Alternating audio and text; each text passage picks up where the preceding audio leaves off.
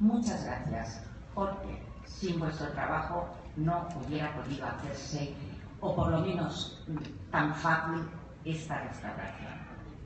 Por último, no quiero olvidarme de la persona que detrás del telón hace posible que la Fundación Hortensia Herrero pueda acometer financieramente este proyecto. Mi marido.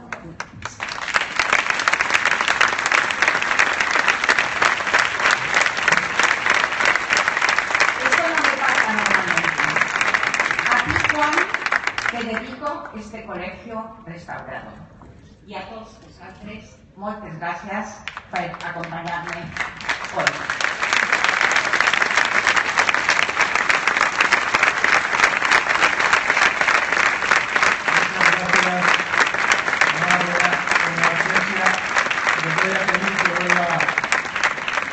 Le voy a pedir a la prensa que vuelva a este escenario también.